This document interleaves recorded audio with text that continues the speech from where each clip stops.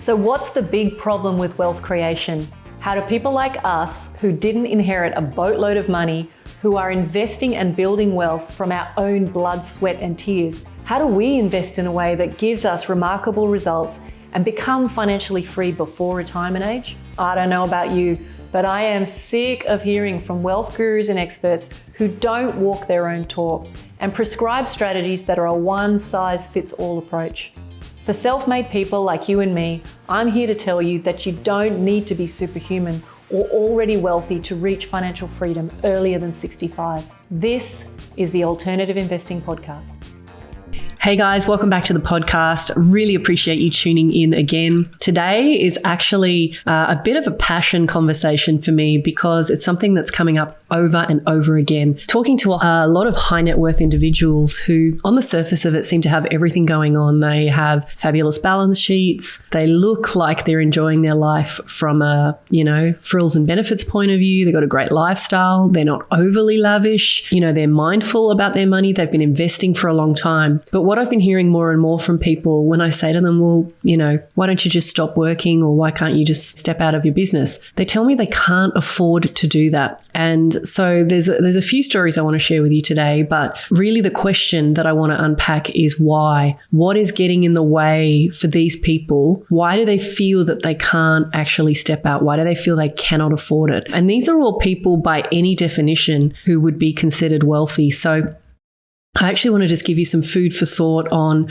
not only the why, but also what you should be thinking about if you find yourself in this situation and want to give yourself an early exit or an ability to redesign the way you live your life. The conversation this week that really prompted me to record this episode was I was having a conversation with a woman who I've become reasonably close with over the last 12 months. And she runs a fabulous business. She's really talented. And effectively, she's found herself in a situation where her health has deteriorated over the last 2-3 months. And she recognizes that she's burning the candle at both ends and she really just wants to take some time out. She's decided that she's going to take a short sabbatical and just really reduce the stress levels, reduce the intensity of her workload. And I guess from my point of view, when I was chatting to her, it's obvious that she's done a lot of really good stuff. She has a self-managed super fund. She's invested in real estate. She's done all the right things. She's been a share trader, all sorts of things. But essentially, when I said to her, look, as much as you love your work, clearly, and this woman I would actually argue is pushing up against retirement age, traditional retirement age. I said, well, what's stopping you from just,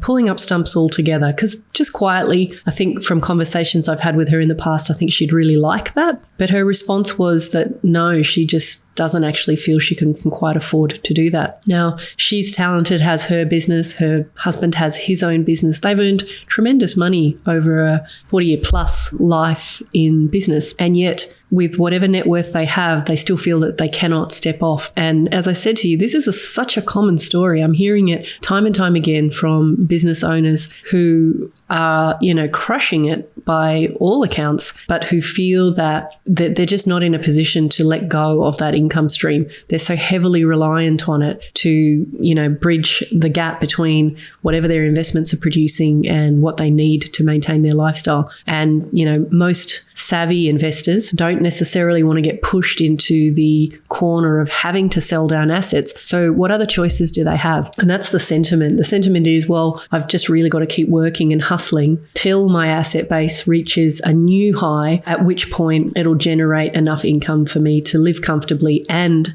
for these guys as well, often legacy is a major consideration. How do I leave something behind as well? So that's kind of like what prompted me to say, look, I think this is becoming a conversation that I'm hearing on repeat. I probably can't do it full justice in one podcast episode, and I've probably touched on it in many past episodes, but today I just really wanted to record this in spite of being very hoarse in the throat. I just really felt like I wanted to get this one out while it was fresh on my mind. And I've heard this so many times. I remember maybe 10, 15 years ago, there was a hairdresser I used to go and see who ran a wildly successful salon. I can't even imagine how much money he brought in. Lived in one of the most affluent suburbs in the city, had a beautiful home, kids in private schools, drove new Mercedes that he sort of switched over every couple of years. And yet, I remember saying to him, you've earned so much money. Like, why do you work so hard? I mean, the poor guy used to work 6 or 7 days a week, never took holidays or very rarely took holidays, had a huge team, but just felt he couldn't afford to take his foot off the gas. And, you know, I think he and this woman that I just mentioned a minute ago are in the same boat of being people who have hustled and redlined and worked hard. And perhaps it's that the habit of working hard is a difficult one to shake. And that's possibly a conversation for another podcast. But, you know,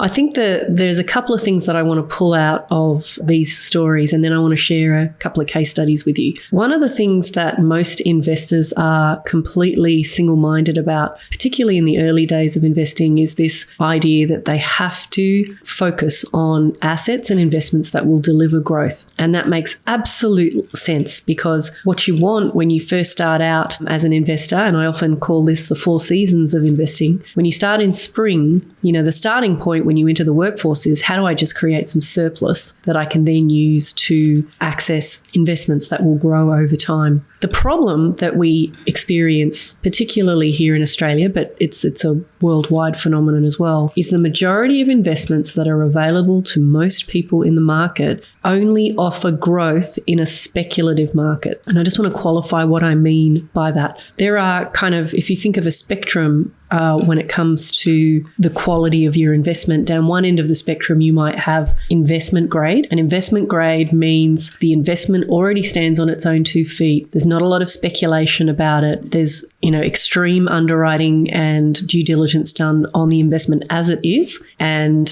based on the pro forma or the profitability analysis and what you can do to the asset to potentially improve its value, there's very little speculation. And then down the other end of the spectrum, you have what I call speculative investments.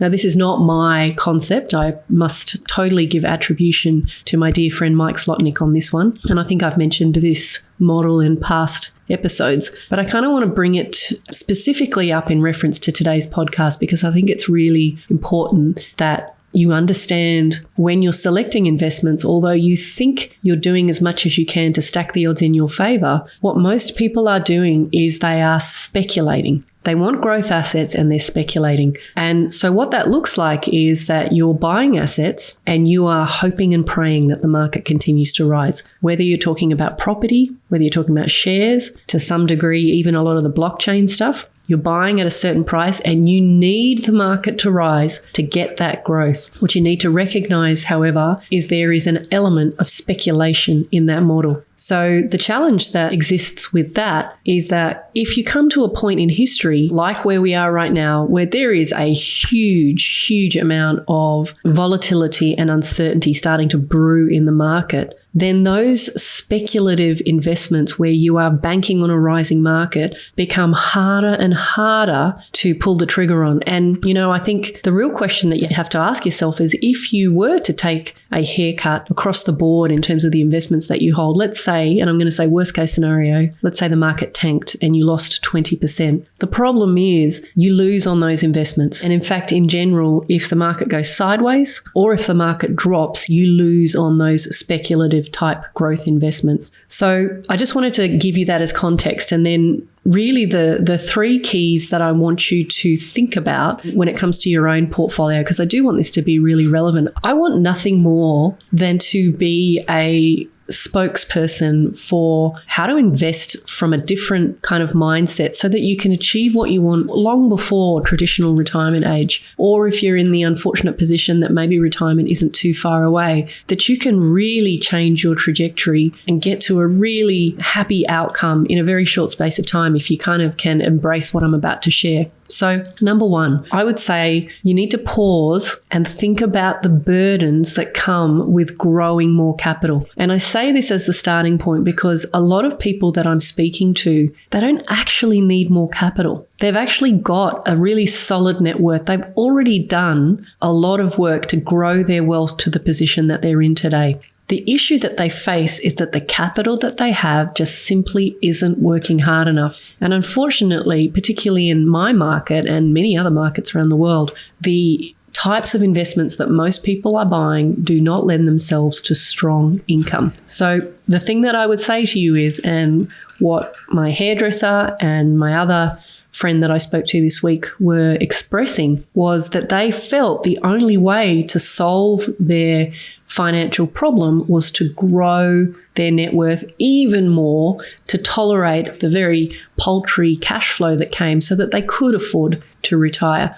I mean, effectively, what everyone is trying to do is create an income stream for themselves outside of their business so that they can put themselves in a situation where, they're not completely dependent on that one source of income. Because as we all know, tides can turn, things can happen. And if there's any fracture or interruption to that income, then you can be really caught, with your pants down. So the first thing I want to say is that I really want you to pause and consider the burdens that come with growing more capital and really ask yourself the question, do I actually need more capital, or is it that I just need to get the capital that I have working a little better for me? The burdens that come with growing capital is potentially you may have to take on more leverage. You may have to expose yourself to more speculative type investments. You may reduce your protection from volatility. So if we think, for example,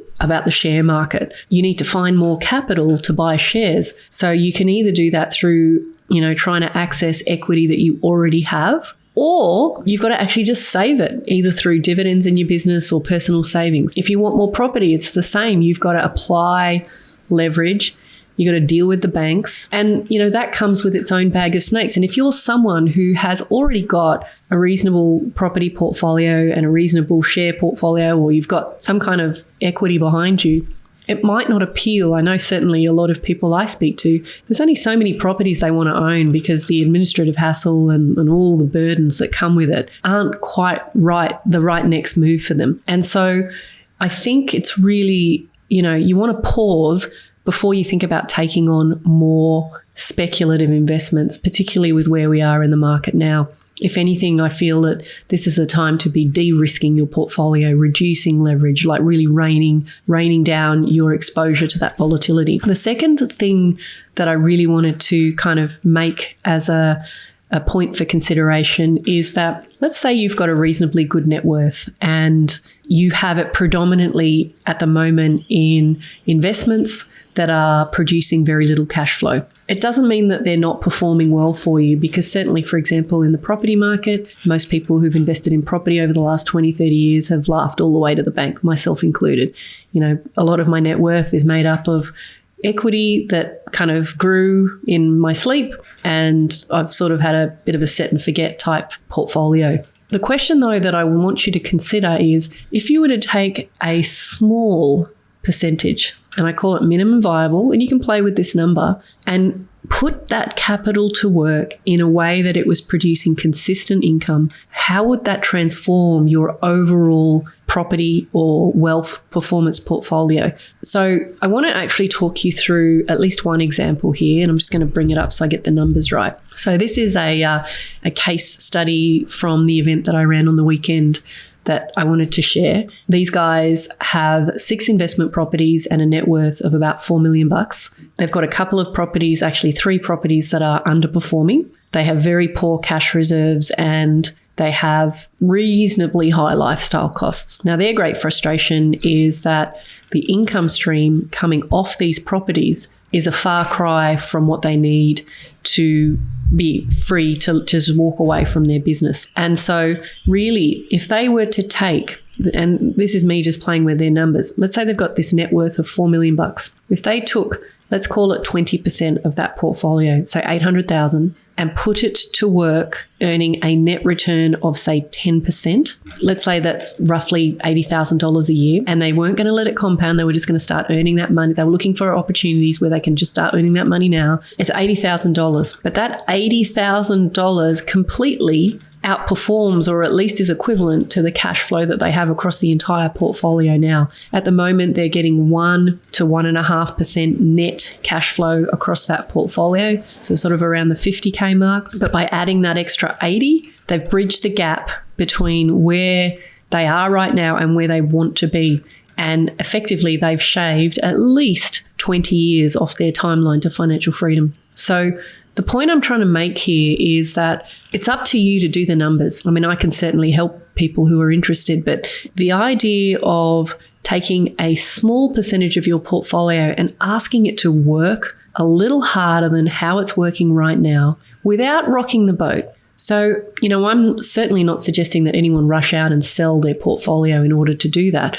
I'm saying, how can you have your cake and eat it too? How could you keep the investment properties that you have and bake in some income producing investments? And you'll start to see whether it's 5% of your net worth, 10%, 20%, maybe even as much as 30%, you can completely transform your relationship to time and the freedom to choose when you step off. So I don't want to go too much deeper on those guys right now because I do feel that, I think the point is it could be any number. So that was my second thing, going just to summarize, consider for yourself, given your current net worth, if you were to take a minimum viable percentage of that capital and put it into cash producing investments and just pick a number like somewhere between 8 to 12%, what would that mean to your timeline? What would that mean to your overall portfolio performance? The third and final piece that I want to kind of really stress, and again, this has kind of come up in questions that I've had from people, the idea of investing money in income producing assets is so damn foreign to some people, even because,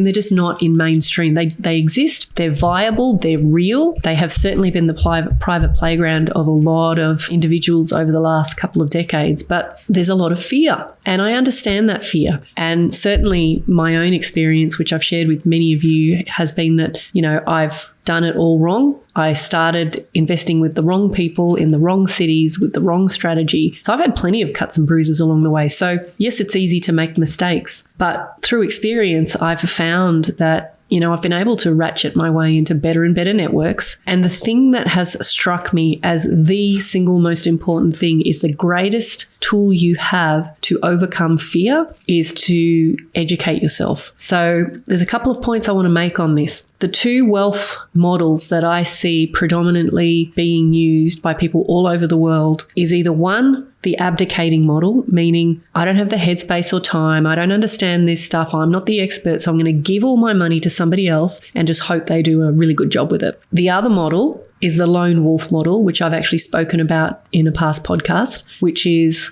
the I'm going to do it myself. I'm going to scour the net, consume as much content as I can, and I'm going to go out there and find the deals myself. Now, to some degree, there's definitely an element of education in the lone wolf model, which I admire, and I certainly have done that from time to time.